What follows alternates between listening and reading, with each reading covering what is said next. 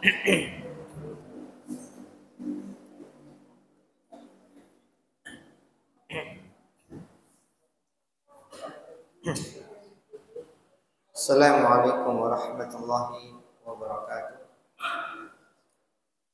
Innal hamdalillah nahmaduhu wa nasta'inuhu wa nastaghfiruh wa na'udzu billahi min shururi anfusina wa min sayyiati a'malina. Man yahdihillahu fala mudilla lahu wa man yudlil fala hadiya lahu. Asyhadu an la ilaha illallah wahdahu la syarika lahu wa asyhadu anna Muhammadan abduhu wa rasuluh. Ikhwani wa akhwati a'azanallahu yakum. Kita lanjutkan kajian kitab Tazkiyatun Nufus wa Tartibuha kama yuqarriruhu ulama salaf. Dan insyaallah untuk malam hari ini kita akan masuk pembahasan tentang ar-raja, tentang berharap di halaman 109. Sebagaimana kita ketahui, ikhwani wa akhwati a'azanallahu yakum, bahwasanya rukun ibadah, perkara yang senantiasa menyertai ibadah seorang muslim itu ada 3. Ada syarat ibadah, ada rukun ibadah. Ini berbeda. Ya. Kalau syarat ibadah itu 2. Syarat diterimanya ibadah seorang muslim ada 2. Yang pertama ikhlasun niyyah lillahi ta'ala, mengikhlaskan niat karena Allah Subhanahu wa taala. Kemudian yang kedua ittiba'ur rasul, mengikuti Rasulullah sallallahu alaihi wasallam. Ini syarat ibadah. Jadi syarat ibadah harus dibangun di atas dasar keikhlasan dan dibangun di atas dasar mencocoki syariat Rasulullah sallallahu alaihi wasallam.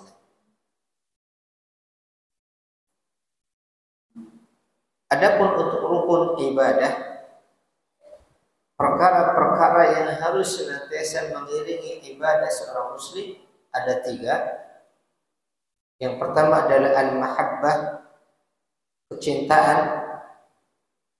Bahwasanya ibadah yang dilakukan seorang muslim ini dasar utamanya adalah karena cinta kepada Allah Subhanahu wa taala. Jadi setiap muslim ketika melaksanakan suatu ketaatan atau meninggalkan suatu perintah sebagai bentuk taqarrub ila Allah, pendekatan diri kepada Allah, dilandasi dengan rasa cinta kepada Allah Subhanahu wa taala, yang akan memunculkan sikap pengagungan, ta'zim, ya. Kemudian yang kedua, ibadah dibangun di atas dasar ar-raja, mengharap apa yang Allah janjikan. Ya. Rukun yang kedua bahwasanya ibadah dibangun di atas sikap ar-raja, yaitu mengharap apa yang Allah janjikan. Kemudian yang ketiga adalah al-khauf, bahwasanya ibadah seorang muslim dibangun di atas rasa takut kepada Allah Subhanahu wa taala dan takut dari apa yang Allah ancamkan. Dan pada malam hari ini kita akan membicarakan salah satu dari rukun ibadah. Setelah kemarin membahas tentang al-mahabbah, sekarang kita akan membahas tentang ar-raja.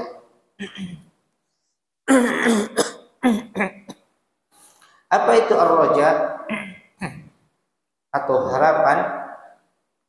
Beliau di sini mendefinisikan ar-raja huwa irtiyahul qalbi lintidari ma huwa mahbubun indah. Yang dimaksud dengan harapan adalah kepuasan hati atau kesenangan hati atau kelapangan hati untuk menunggu apa yang dia cintai. Namanya orang berharap berarti dia hatinya lapang untuk menunggu sesuatu yang dia cintai, dia inginkan. Itu berharap. Karena tidak mungkin seseorang mengharapkan sesuatu yang tidak dia inginkan. Ya. Tidak mungkin seseorang mengharapkan sesuatu yang tidak ingin dia dapatkan, dia raih. Ini makna dari ar-raja. Ya, lapangnya hati menunggu sesuatu yang dia cintai. Kemudian beliau di sini menjelaskan terkait masalah harapan ini ada dua macam. Ada harapan yang hakiki yang sebenarnya, ada harapan palsu. Ada harapan yang hakiki, harapan yang sebenarnya, dan ada harapan-harapan yang palsu yang tidak benar. Beliau mengatakan, wa idza kanatil asbab ghairu mawjudah fa ismul ghurur wal hamaq alaihi asbab. Kalau sebab-sebab diraihnya sesuatu yang diinginkan itu ghairu mawjudah, tidak ada,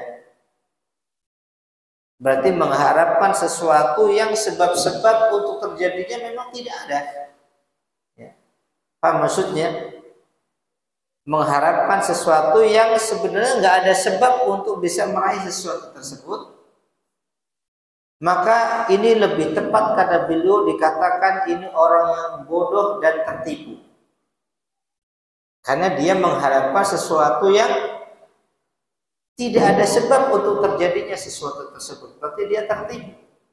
Ya. Orang yang bodoh atau orang yang sedang tertipu. Dan terkadang banyak orang demikian. Mengharapkan sesuatu dalam keadaan dia tertipu. Artinya munculnya rasa harap tersebut karena ketidaktahuan dia, karena kebodohan dia, sehingga dia mengharapkan sesuatu yang sebenarnya sangat berat untuk didapatkan karena dia tidak meraih sebab-sebabnya. Ini berarti harapan-harapan palsu, ya. Karena dia menginginkan sesuatu yang jauh sebabnya. Wa idza kana al-amru maqtu'an bihi fala yusamma raja id la yuqalu arju tulu'a asy-syamsi walakin yumkinu an yuqala arju naulil matar. Kemudian kalau sesuatu itu sudah pasti terjadi, itu tidak lagi dikatakan mengharap. Ya. Seperti orang mengatakan aku berharap matahari terbit, karena memang sudah biasanya matahari itu terbit. Ya. Dan itu sunat tua yang Allah tetapkan secara teratur. Ya. Matahari terbit, matahari tenggelam, tidak dikatakan mengharap, ya. Akan tetapi ya, kalau sesuatu ada kemungkinan terjadi, kemungkinan tidak, itu baru dikatakan harapan. Seperti aku mengharapkan turunnya hujan misalkan. Kenapa dia berharap turunnya hujan? Karena dia melihat sebab-sebabnya. Ada sebab-sebabnya, mendung dan segala macam, sehingga dia ada harapan di situ turunnya hujan. Ini ta'rif atau pengertian ar-raja secara bahasa, dan insyaallah kita semua paham. Ya. Jadi mengharap itu berarti seseorang hatinya lapang menunggu sesuatu yang dia inginkan, ingin dia dapatkan sesuatu yang dia sukai, dan ada sebab-sebab atau qarinah sehingga layak untuk diharapkan, pantas untuk berharap. Karena kalau nggak ada sebab-sebabnya, nggak ada petunjuknya, kemudian dia berharap, itu namanya bodoh.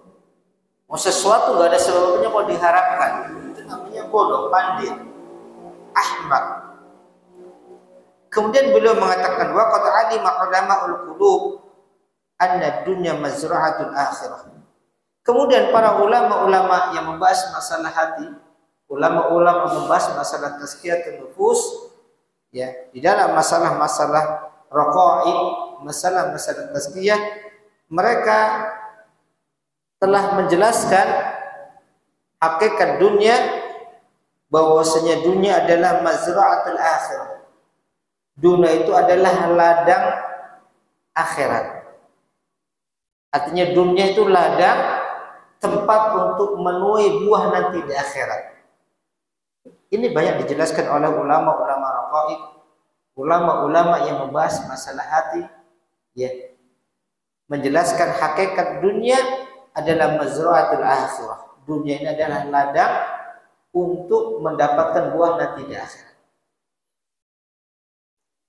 Makanya kalau orang beramal, motivasi dia, orientasi dia itu hanya sebatas dunia, akan banyak menyesal. Kenapa? Karena memang dunia itu bukan waktunya untuk memetik hasil. Ya. Dia tidak akan dapatkan kesempurnaan hasilnya di dunia. Ya. Tetapi orang-orang yang beramal dan dia motivasinya akhirat, mereka lah yang akan mendapatkan apa yang dia inginkan. Ya. Maka jangan tertipu. Ya.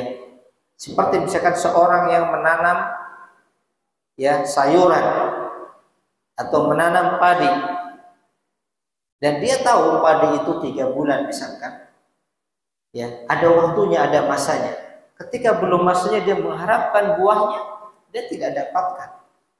Kalaupun didapatkan tidak sempurna, belum matang. Itulah orang-orang yang menginginkan dunia dan tertipu dengan dunia. Maka dia akan banyak mendapatkan kekecewaan-kekecewaan, karena memang Allah tidak berkehendak menyempurnakan balasan dunia. Allah menyempurnakan balasan nanti di akhirat.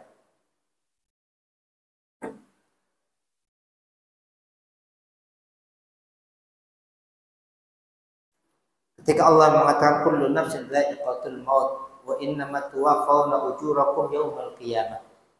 Setiap orang pasti akan merasakan kematian. Wa innamat tuwaffawna ujurakum yaumal qiyamah, dan kalian akan diberikan, ya, sempurnakan balasan kalian nanti di hari kiamat, bukan dunia. Kemudian Allah mengatakan faman zuhziya 'anil nar wa udkhilal jannah faqad faza. Inilah hakikat kesuksesan. Diselamatkan dari neraka, dimasukkan ke dalam surga. Inilah orang yang sejatinya orang dikatakan sukses. Jadi beliau mengatakan bahwasanya ulama-ulama membahas masalah tazkiyah, mereka menjelaskan anna dunya mazra'atul akhirah. Dunia adalah ladang untuk meraih hasil nanti di akhir. Wal qalbu kal ard. Dan hati manusia itu seperti tanah, ya, yang digunakan untuk bercocok tanam. Hati kita, kata para ulama tazkiyatun nufus, ulama hati mengatakan al-qalbu kal ardi. Hati manusia itu seperti tanah, ya. Wal imanul kal budhuri fiha, dan iman itu seperti benih yang dimasukkan ke dalam tanah tadi. Iman seseorang ibaratnya sebuah benih yang dimasukkan ke dalam tanah, ditanam di dalam tanah tadi.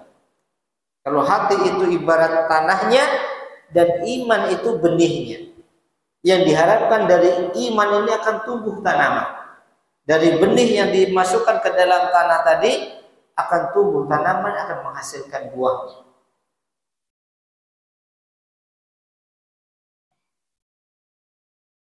Wa ta'at, dan ketaatan yang dilakukan hamba itu jariyah majra taqlibil ardi wa tathhiriha wa majra hafaril anhar wa siyaqil ma' ilaiha.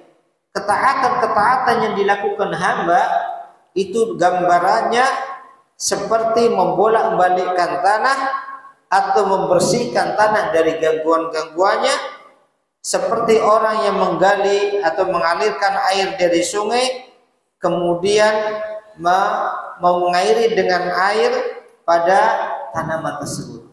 Ini gambaran ya tamsil yang diberikan oleh ulama-ulama hati tentang hati seseorang, tentang keimanan dan amal-amal ketaatan. Ibaratnya hati itu adalah tanahnya, dan tanah itu macam-macam. Sebagaimana di dalam dunia pertanahan atau percocok tanaman, ya, para petani itu paham tanah itu macam-macam.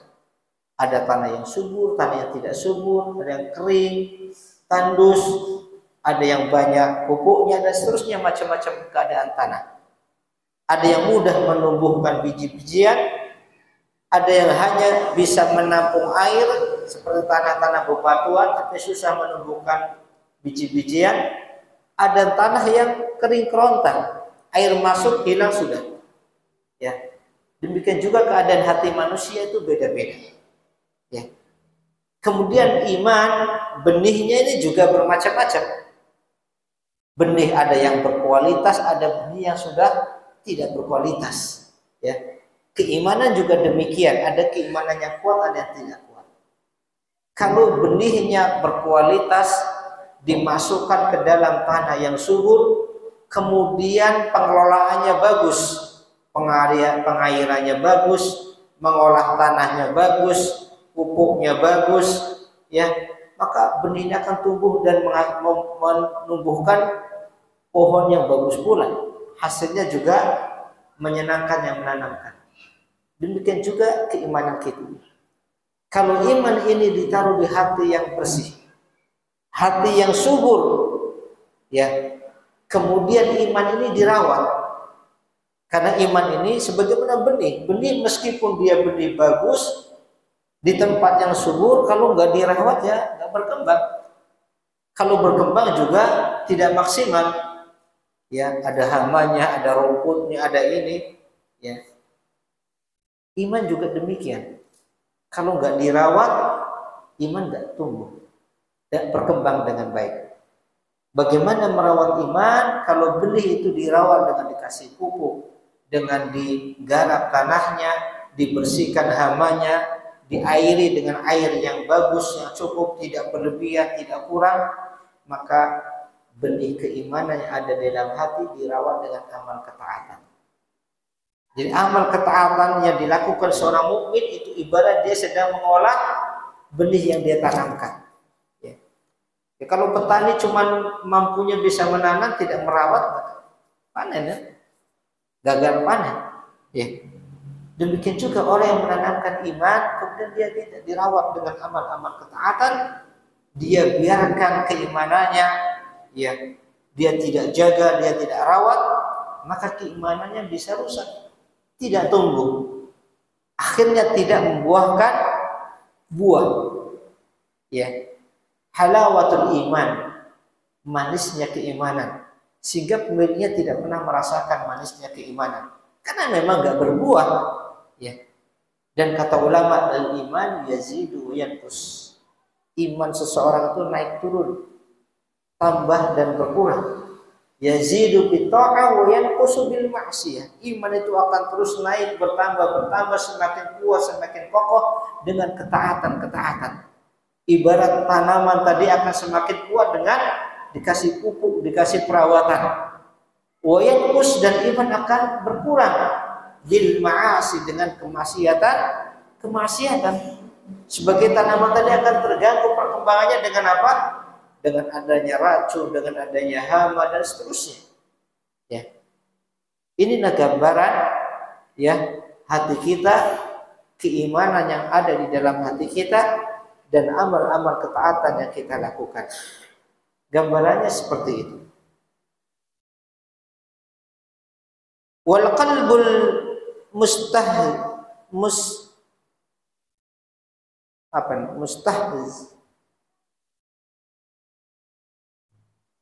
Enggak jelas soalnya.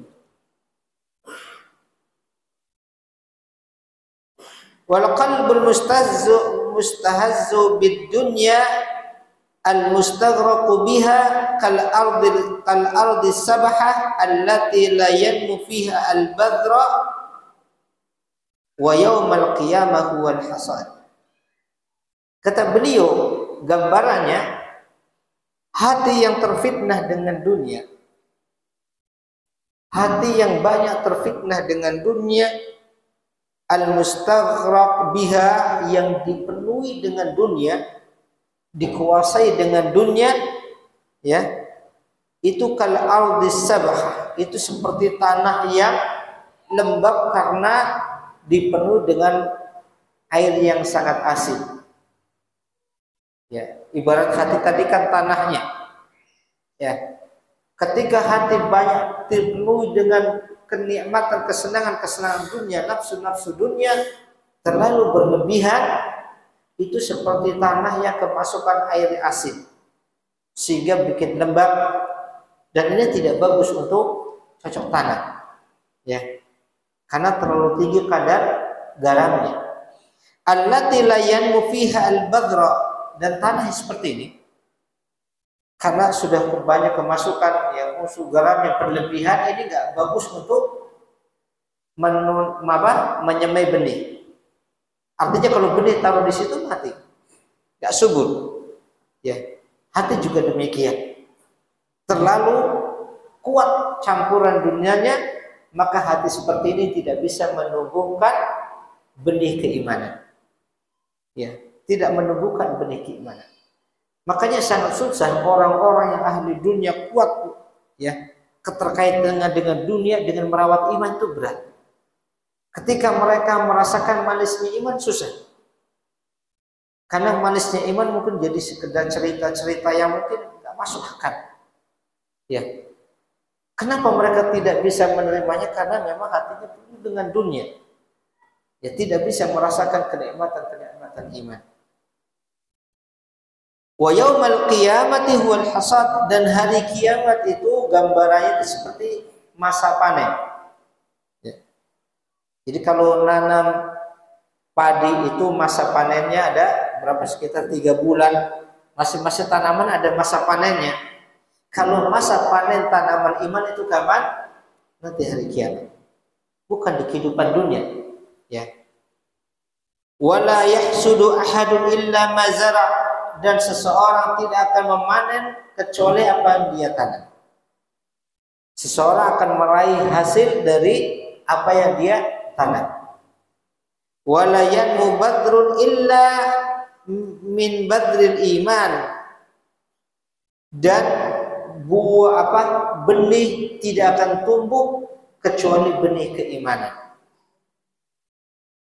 Wa qallama yanfa'u imanun ma'a khubuthil qalbi, dan keimanan itu tidak banyak memberikan manfaat kalau hati itu kotor.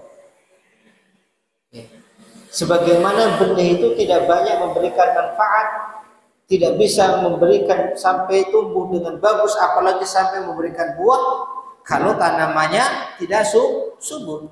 Ya. Jadi kalau petani menanam di tempat yang tandus atau tempat yang tidak subur, walaupun benihnya bagus, ya dia tidak mendapatkan apa yang diharapkan. Demikian juga keimanan seseorang. Keimanan kalau dimasukkan sehingga di dalam hati yang rusak, itu seperti tanah yang tidak subur, tidak banyak memberikan kebaikan bagi yang menanamnya. Wasu akhlaqih, dan akhlak yang buruk. Wa kama la yanmu badrun fi ardi sabakhah, sebagaimana benih tidak akan tumbuh di tanah yang asin atau tanah yang tidak subur, fayanbaghi an yuqasa raja'ul 'abdi al-maghfirah bi raja'i sahibi dzam. Maka kata beliau, perlu dibandingkan antara harapan seseorang untuk meraih ampunan Allah seperti harapan seorang petani yang menanam tanaman. Ya. Jadi kita berharap akan ampunan Allah Subhanahu wa taala, kita berharap rahmat Allah Subhanahu wa taala, itu sesuatu yang diperintahkan. Bahkan itu bagian dari rukun ibadah. Tapi harapan-harapan tersebut harus dibangun dengan sebab-sebabnya. Sebagaimana seorang petani, dia mengharapkan kebaikan dari tanaman yang dia tanam kalau memang dia telah menempuh sebab-sebabnya. Dia pilih benih yang bagus, dia tempatkan di tanah yang subur, dia pelihara ya tanaman tersebut, dia airi, dia olah tanahnya, dia kasih pupuk, dia rawat, hilangkan gulmanya, rumputnya dan seterusnya, maka petani seperti ini dikatakan dia ya pantas untuk berharap, pantas untuk mengharapkan hasil dari yang dia kerjakan. Kenapa? Karena dia menempuh sebab-sebabnya. Dia dari awal sudah memilih benih yang bagus, tidak asal-asalan. Kemudian dia olah tanah dengan bagus, kemudian dia rawat tanamannya juga dengan bagus. Maka ketika dia mengharapkan hasil yang bagus, kita katakan wajar. Ya. Tapi kalau petani dari awal benihnya acak-acakan, tanahnya tidak pernah diurus, tidak pernah dirawat, dia mengharapkan panennya bagus, kita katakan apa? Mimpi, ya kan? Ini tertipu. Yang kamu harapkan apa? Dari dulu kamu gak pernah rawat tanaman, kamu biarkan ini, kok kamu berharap panennya melimpah ruah? Ini mimpi. Demikian juga harapan-harapan kita kepada Allah Subhanahu wa taala demikian. Demikianlah keadaan harapan kita kepada Allah Subhanahu wa taala seperti petani tadi.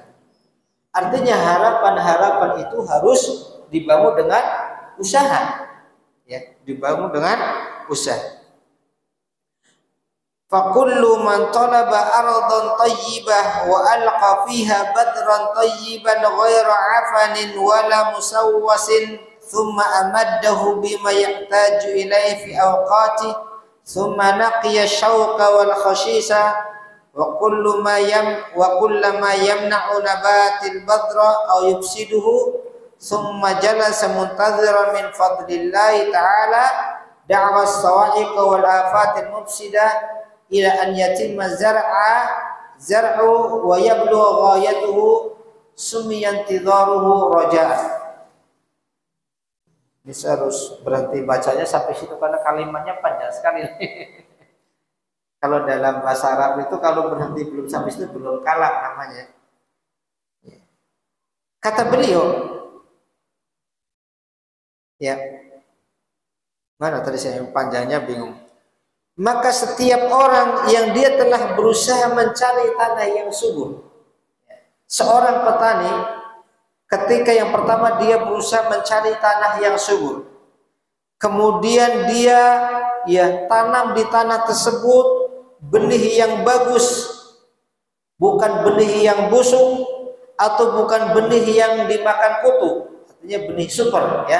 Dia pilih tanaman bagus, kemudian dia taruh di tanah tersebut, di tanah yang subur tadi, benih yang kualitas ya, bukan yang rusak. Kemudian setelah itu ya sepanjang masa dia menanam tersebut ya, dia tambah dengan perkara-perkara yang dia butuhkan, yang dibutuhkan oleh tanamannya.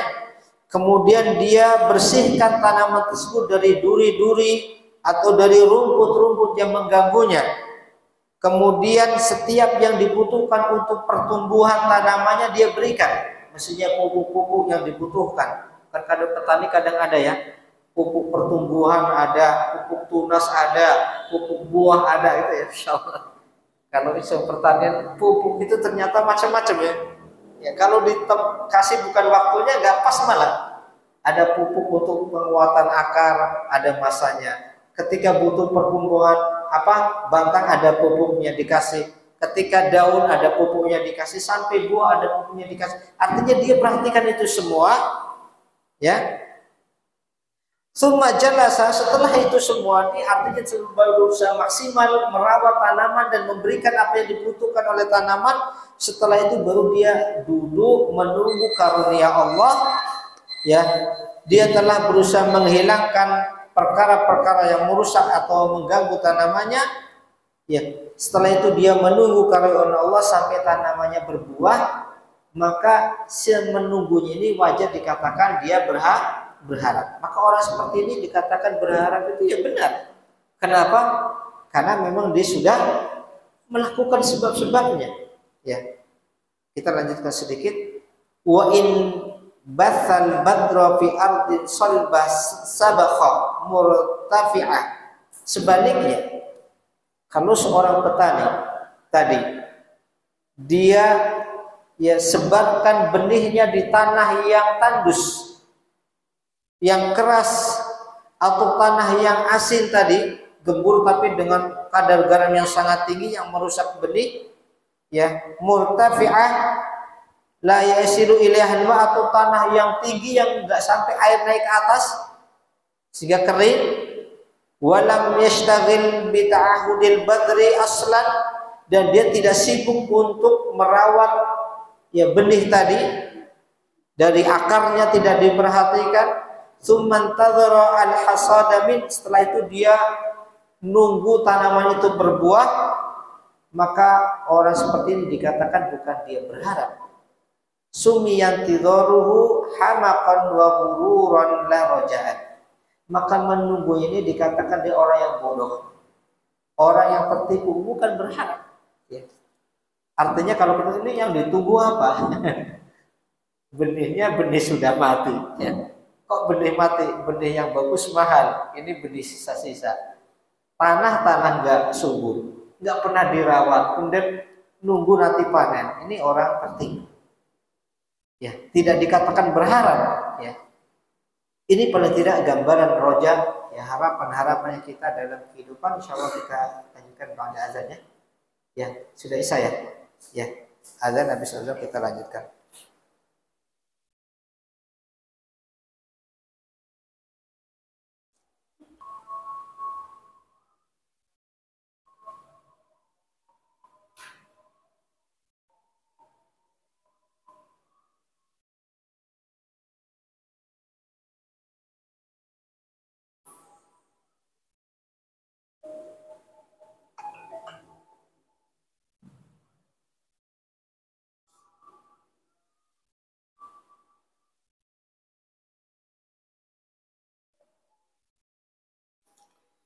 Ya, kita lanjutkan.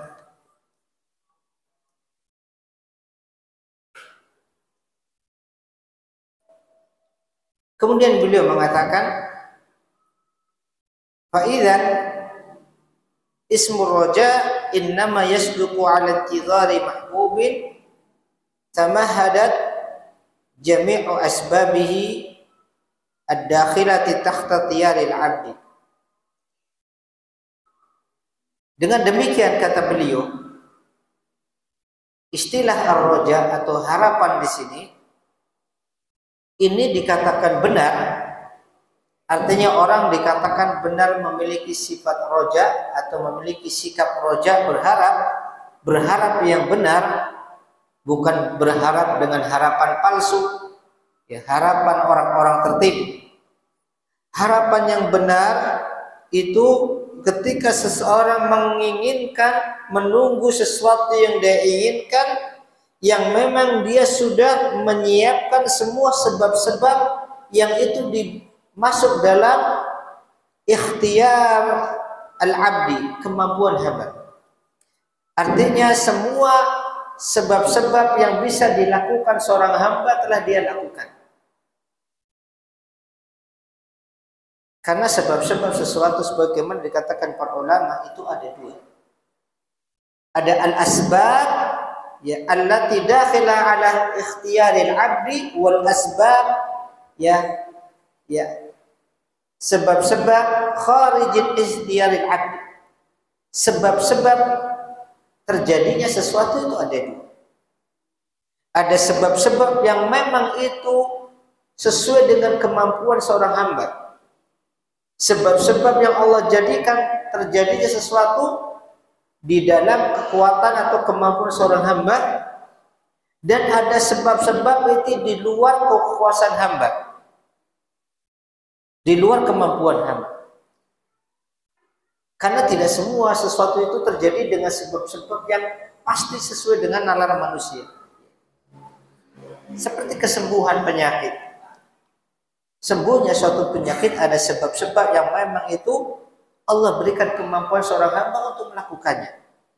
Seperti dia memakan makanan yang sehat, yang bergizi, menjauhi makanan yang rusak, menjauhi racun, makanan-makanan yang merusak badannya, atau seperti dia minum obat, olahraga, dan seterusnya. Itu sebab-sebab di bawah kekuasaan atau ikhtiar pilihan kemampuan hamba yang Allah berikan. Tetapi terkadang ada penyakit yang sembuh di luar sebab-sebab itu. Itu apa? Memang sebab-sebab yang menunjukkan kekuasaan Allah di luar kekuasaan hamba. Ya. Jadi terjadinya sesuatu itu Allah zat yang mendatangkan sebab, dan sebab terjadi sesuatu itu ada yang di bawah kemampuan hamba, ada yang di luar kemampuan hamba. Ya. Maka yang dimaksud dengan orang memiliki sikap harapan yang benar itu ketika seseorang sudah menempuh semua sebab-sebab yang itu menjadi kemampuannya. Artinya dia potensi untuk meraih sesuatu, dia keluarkan potensinya. Ya. Kemudian dia berharap, ini namanya harapan yang benar. Adapun sesuatu di luar kemampuannya memang Allah tidak bebankan. La yukallifullahu nafsan illa wus'aha. Allah tidak bebankan seseorang kecuali sesuai dengan kemampuan. Ya. Kalau sesuatu di luar kemampuan hamba tidak dibebankan di dalam syariat. Ya. Jadi ketika seorang muslim, seorang mukmin, dia telah menempuh sebab-sebab yang memang Allah izinkan untuk ditempuh, Allah perintahkan untuk ditempuh, dia lakukan, kemudian dia berharap, maka ini namanya harapannya benar. Ya. Ini orang yang membenarkan harapannya. Tetapi kalau sebab-sebab lahir tadi dia tidak tempuh, maka ini harapan palsu. Ini harapannya orang-orang maghrur yang tertipu. Ya. Makanya Nabi SAW dalam hadisnya mengatakan apa? Ihris ala ma yanfa'uk. Bersungguh-sungguhlah untuk meraih apa yang bermanfaat. Berarti meraih sebab tidak? Sebab. Wasta'in billah, dan jangan lupa minta tolong kepada Allah, karena tidak semua yang terjadi itu sesuai dengan sebab-sebab yang kita lakukan. Itu hanya wasilah. Terkadang ada sesuatu di luar kemampuan kita, maka kita minta tolong kepada Allah. Wala ta'jaz, dalam merasa lemah. Terkadang seseorang ketika dia hanya percaya dengan sebab-sebab zahir dan dia tidak percaya dengan sebab-sebab di luar kemampuannya, terkadang seseorang imma dia sombong, imma dia lemah. Ya. Orang kalau dia tidak percaya dengan takdir Allah, tidak percaya dengan kekuasaan Allah, yang muncul dua sikap ini. Itu apa? Kibir, sombong. Kapan? Ketika dia merasa dirinya telah memiliki semua sebab-sebab tersebut. Dia menginginkan sesuatu dan dia melihat sebab-sebab potensi untuk sesuatu tersebut, dia memiliki semuanya. Sebab-sebab zahir. Maka dia menjadi orang yang kibir, orang yang angkuh, orang sombong. Ya. Kenapa? Dia merasa saya sudah memiliki semua potensi, maka saya pasti akan meraihnya. Dia tidak tahu untuk meraih sesuatu itu ada sebab zahir, ada sebab batin. Sebab zahir yang Allah tetapkan di dalam sunnahnya yang harus ditempuh seorang hamba, ada sebab batin di luar kekuasaan hamba. Dia tidak beriman, maka dia akan sombong biasanya. Akibatnya apa? Ketika dia berhasil meraih apa yang dia inginkan dengan potensi yang dia miliki, akan semakin bertambah kesombongannya. Sebaliknya kalau gagal apa? Akan jatuh down. Tadinya dia orang sombong, ketika gagal langsung jatuh. Nggak tanggung-tanggung jatuhnya. Ya. Adapun orang mukmin, dia memahami bahwasanya sebab-sebab segala terjadi sesuatu ada yang zahir, ada yang batin. Yang zahir kita diperintahkan, ihris ala ma yanfa'uk. Bersemangat untuk meraih apa yang bermanfaat di rumah. Artinya kerahkan potensinya. Ya. Kalau belum mengerahkan potensi berharap, itu namanya tertipu. Ya. Dia mampu bekerja, dia mampu melakukan sesuatu, dia tidak gunakan potensinya, kemudian dia mengharapkan. Ini namanya orang tertipu. Itu namanya bukan berharap. Ya. Karena yang dimaksud roja berharap itu dia telah mengerahkan potensi. Makanya di sini, ya, ambil makna sambil tawakal. Ya. Tawakal itu bukan berarti orang berserah diri tanpa ada usaha. Ya. Dia meraih sebab-sebab zahir, adapun sebab batin dia serahkan kepada Allah. Maka seorang mukmin, ya, orang kafir tadi yang tidak beriman dengan takdir Allah, ketika dia merasa punya potensi, dia akan apa? Sombong. Kalau berhasil lebih sombong lagi. Ya. Kalau gagal hancur langsung. Tetapi kalau dia merasa tidak punya potensi apa? Lemah, ya kan? Saya tidak mungkin bisa melakukannya. Kenapa? Saya nggak ada potensi. Kenapa? Dia tidak minta tolong kepada Allah karena dia melihat ya terjadi itu hanya sebab zahir saja. Dia nggak mungkin bisa mengerjakan. Ya. Adapun orang beriman tidak. Orang beriman dia yakin bahwa sebab sesuatu itu ada dua, sebab zahir dan batin. Maka untuk sebab zahir Nabi mengatakan ihris ala ma yanfa'uk, itu sebab zahir. Untuk sebab batin Nabi mengatakan wasta'in billah wa la ta'jaz. Minta tolong kepada Allah, jangan lemah. Artinya apa? Terkadang kita ketika dapat amanah sesuatu, kita menginginkan sesuatu, kemudian kita bilang kita nggak punya potensi. Ya, jangan berkecil hati. Minta tolong kepada Allah. Karena di samping sebab zahir ada juga sebab batin yang Allah miliki. Tidak sedikit orang-orang yang Allah tolong dalam keadaan dia tidak memiliki potensi menurut anggapan kita, tetapi ternyata dia mampu melakukannya. Sebaliknya tidak sedikit orang gagal padahal kita anggap dia punya segala macam potensi. Maka seorang mukmin tidak demikian. Ihris ala ma yanfa'uk wasta'in billah wa la ta'jaz. Ya, ini resep Nabi di dalam mensikapi sesuatu, termasuk di dalam berharap. Maka kata beliau di sini, ya, yang namanya berharap itu ya orang menunggu sesuatu setelah dia mengerahkan potensinya. Seperti petani tadi. Maka ketika dia berharap wajar. Ya. Tapi kalau dia tidak merawatnya segala macam, dia berharap, kita katakan dia orang mimpi. Apa yang diharapkan?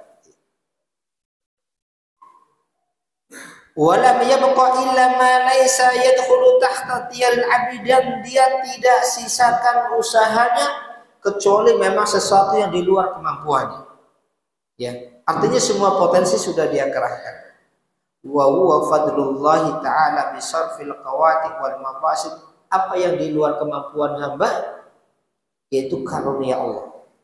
Ketika Allah memalingkan perkara-perkara yang akan menghalangi dia dari sesuatu yang dia inginkan, ya, atau perusak-perusak yang akan menjadikan dia tidak mendapatkannya, ini karunia Allah, kuasa Allah, ya, di luar kemampuan kita, ya, di luar kemampuan kita. Fal abdu ila batha badral iman, seorang hamba ketika dia telah menyebar benih keimanan dalam hatinya, wasaqahu bima'i ta'at, kemudian dia menyiram benih keimanan yang dia tanamkan dalam hatinya dengan air ketaatan.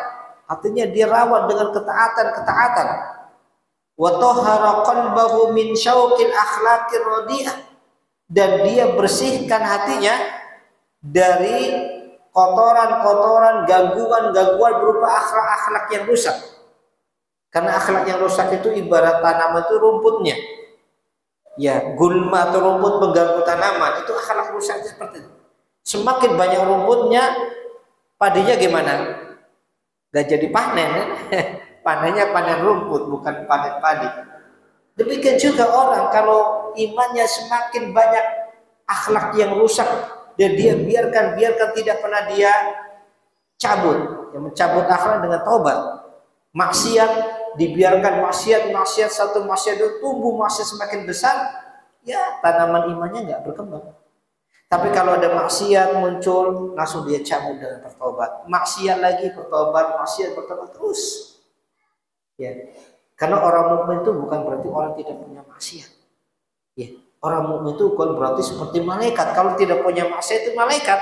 Ya, apakah orang mukmin itu punya keinginan maksiat? Ada, karena itu ujian. Tetapi dia ditolong oleh Allah untuk segera bertobat ketika bermaksiat. Dia bermaksiat, tobat. Sampai kapan? Ya sampai Allah berikan kekuatan. Karena tobat itu gak ada batasnya. Ya, tobat gak ada batasnya. Ketika ada seorang bertanya kepada ulama, bagaimana kalau orang bermaksiat? Ya, kemudian dia menyesali, dia bertobat. Lalu dia maksiat lagi. dia menyesal bertobat, dia masih lagi terus seperti itu, apakah tobatnya diterima? Selama dia jujur dengan tobatnya diterima, walaupun dia jatuh berkali-kali dalam kemaksiatan. Ya, karena tidak menjamin, siapa yang menjamin ketika sudah bertobat dia tidak bermaksiat lagi. Ya, terus seperti itu keadaannya. Maka ketika dia membersihkan hatinya dari duri-duri akhlak yang rusak, wantadzara min fadlillahi ta'ala tathbitahu ala dzalika ila al-maut, setelah itu dia menunggu karunia Allah, kokohnya keimanan yang ada di dalam hatinya sampai kematian, wa husnul khatimah al-mafdiyah ila al-maghfirah, dan dia menginginkan husnul khatimah sebagai tambahan dari ampunan yang Allah berikan. Kana intizaruhu raja'an hakikiyan, maka yang seperti ini dikatakan harapan yang benar, harapan yang sesungguhnya seperti ini. Allah Ta'ala berfirman di dalam surah Al-Baqarah ayat 218, innal ladzina amanu, sesungguhnya orang-orang yang beriman, wal ladzina hajaru, dan orang-orang yang berhijrah, wajahadu fi sabilillah, dan orang-orang yang berjihad di jalan Allah, ulaika yarjuna rahmatallah, mereka lah orang-orang yang mengharapkan rahmat Allah, wallahu ghafurur rahim, dan Allah Maha Pengampun lagi Maha Penyayang.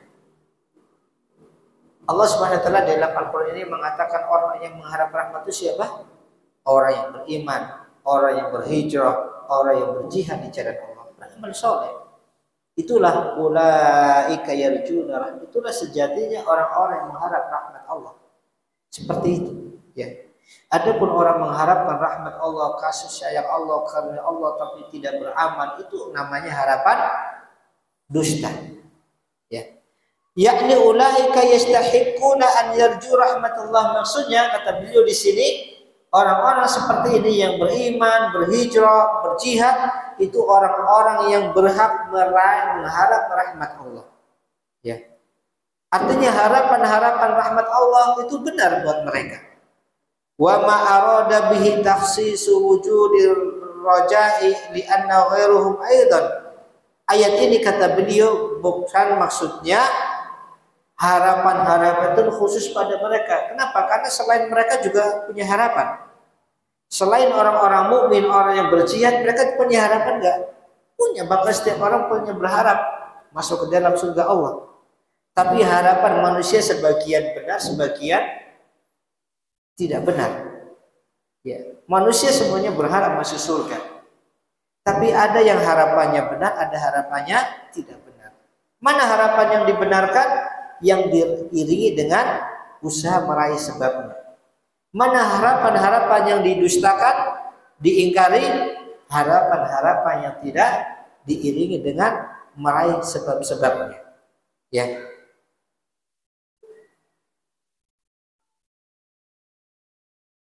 Maka di dalam ayat ini ketika Allah mengatakan ulaika yarjuna rahmatallah, mereka lah orang-orang yang mengharap rahmat Allah, maksudnya bukan berarti selain mereka tidak ada yang berharap. Maksudnya mereka lah orang-orang yang berharap pada Allah dan harapan mereka itu benar dibenarkan. Wa man kana raja'uhu hadiyan lahu ila ta'ah, maka siapa yang harapannya kepada Allah, mengharap rahmat Allah itu membimbing dia untuk taat kepada Allah, zajiran lahu 'anil ma'siyah, sifat roja'nya dia itu menghalangi dia dari bermaksiat, fahuwa roja'un sahihun, maka inilah roja' yang benar, roja' yang bagian dari rukun ibadah. Yang benar adalah roja' yang dia sifat harapan yang menjadikan seseorang yang dengan sebab harapan tersebut dia terbimbing untuk melaksanakan ketaatan, dengan sebab harapan tersebut dia yang tercegah dari melakukan maksiat. Maka harapan seperti ini adalah roja'un sahihun, harapan yang dibenarkan.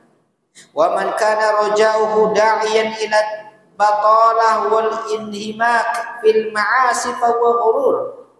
Adapun apabila orang yang mengharapkan rahmat Allah tetapi dia terus-menerus ya lambat di dalam melaksanakan ketaatan, tidak termotivasi untuk melakukan ketaatan, bahkan dia tenggelam di dalam maksiat, maka inilah orang yang tertipu. Harapannya tidak dibenarkan. Tertipu dengan harapan-harapan palsu. Ya. Wa ma yanbaghi an ya'lam anna man raja syai'an istalzama rajau salasata umur. Kemudian beliau mengatakan, perlu diketahui bahwasanya orang yang mengharapkan sesuatu itu pasti memberikan 3 konsekuensi. Ini secara umum. Orang kalau berharap terhadap apapun itu ada 3 konsekuensi. Apa itu? Ahaduma, yang pertama, mahabbatu man yarju.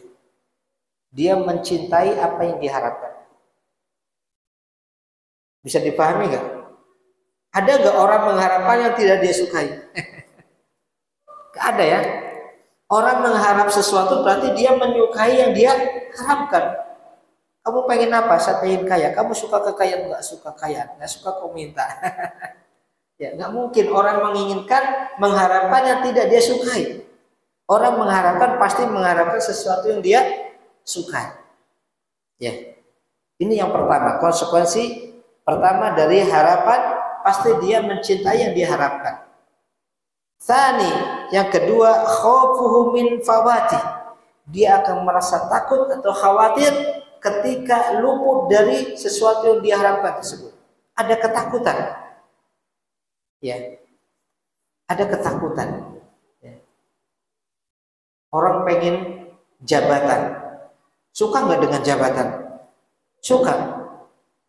Tapi di samping suka, dia takut nggak kalau dia nggak dapat jabatan? Takut. Ya. Makanya terkadang orang yang sangat terlalu kuat harapan dunia, Allah azab dengan apa? Ditanamkan rasa takut kehilangan dunia. Itu salah satu bentuk hukuman orang yang terlalu kuat harapannya dengan dunia. Ya, kenapa? Apa? Salah satu bentuk azabnya apa? Ini azab yang mustajal, yang disegerakan. Kalau terlalu kuat berharap dunia, maka Allah akan tanamkan dalam hatinya ketakutan tidak mendapatkan dunia tersebut. Ya. Orang yang sangat menginginkan jabatan itu tersiksa ketika apa? Senantiasa dihantui tidak mendapatkan jabatan tersebut. Ya. Kalau saya tidak pernah takut kehilangan jabatan, ya karena tidak ada harapan. Gak ada diharapkan. Jadi tidur pun tenang, makan pun nyenyak, gak kepikiran. Gak ada harapan memang. Tapi kalau orang sudah menginginkan jabatan-jabatan di hadapan mata, semakin dekat di hadapan mata itu semakin sakit. Sakit apa? Sakit kalau itu hilang. Itu konsekuensi harapan seperti itu. Ya. Konsekuensi harapan di samping menumbuhkan kecintaan dengan yang diharapkan, ada rasa takut kehilangan yang diharapkan. Ya. Kemudian yang ketiga apa? Konsekuensi yang ketiga, sa'yuhu fi tahsilihi. Dia akan berusaha untuk meraihnya, menempuh sebab-sebab meraihnya. Ini 3 konsekuensi harapan yang benar. Ya. Orang mengharapkan apapun ini, kita bukan bicara masalah akhirat. Orang pengen jabatan, dia cinta jabatan. Orang pengen jabatan, dia takut kehilangan jabatan. Orang pengen jabatan, dia akan meraih sebab-sebab meraih jabatan. Ini 3 konsekuensi haraja. Bisa dipaham ya? Apa 3 konsekuensinya?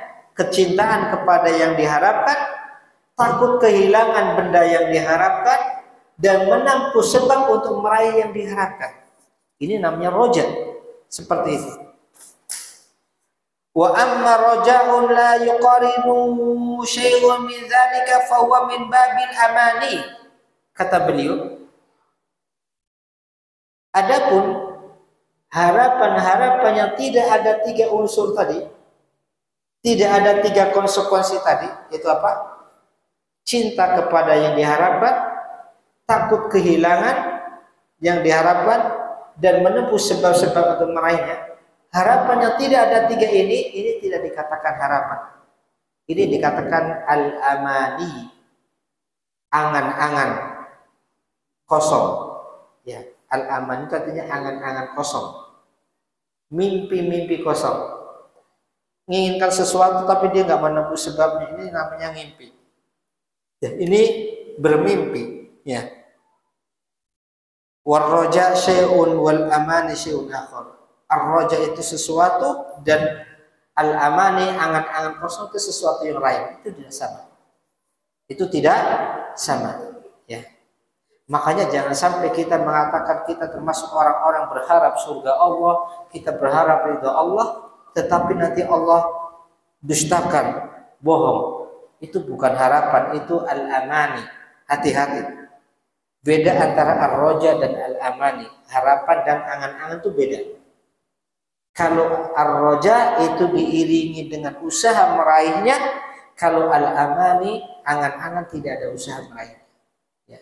Maka orang-orang dikatakan saya mengharap surga Allah, saya mengharap ridha Allah, tetapi dia tidak menempuh jalan-jalan surga, dia tidak menempuh sebab surga dan ridha Allah, itu dikatakan al-amani, angan-angan, bukan harapan.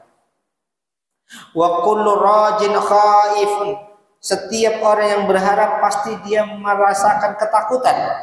Takut dari apa? Kehilangan yang diharapkan. Wasairu 'ala tariqi idza khafa asra'a as-sair mukhafatan fawat.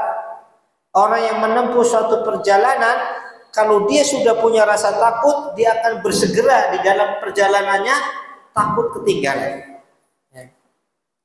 Orang yang melakukan suatu perjalanan dan sangat kuat harapannya untuk meraih sesuatu di tempat yang dituju, dia nggak berlambat-lambat. Dia akan bersegera. Kapan? Takut ketinggalan, habis, keburu diambil orang lain, keburu lewat. Demikian juga orang yang harapannya benar dengan akhirat, dia akan bersegera di dalam meraih jalan-jalan yang mendatangkan kebaikan akhirat. Kalau ibadahnya lemah, ibadahnya malas, ini seperti orang yang bukan berharap, ini omong kosong. Orang yang mengharap sesuatu akan bersegera.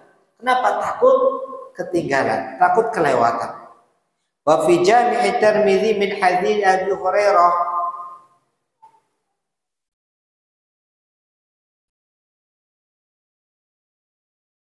di dalam Jami'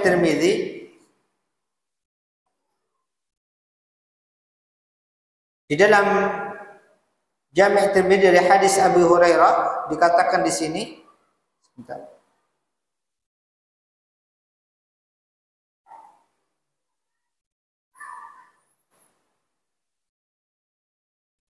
Nabi SAW mengatakan man khafa adlaj. Man khafa adlaj. Siapa yang dia takut pasti dia akan berjalan cepat. Bergegas berjalan cepat di malam hari. Adlaj di sini maksudnya ya berjalan semalam suntuk, ya. Artinya karena dia takut ketinggalan sesuatu, kan dia akan tempuh perjalanan walaupun itu malam hari. Wa man adlaja balaghal mansir. Dan siapa yang dia berjalan di malam hari, artinya tidak istirahat di dalam perjalanannya, terus-menerus berjalan, dia akan sampai cepat ke rumahnya. Ini tamtsil permisalan Rasulullah SAW dan kehidupan seorang mukmin. Artinya orang mukmin yang dia yang memiliki rasa takut kepada Allah, maka dia akan bersemangat di dalam melakukan amal-amal ketaatan, dan orang seperti ini akan cepat sampai kepada tempat tinggalnya surga Allah Subhanahu wa taala.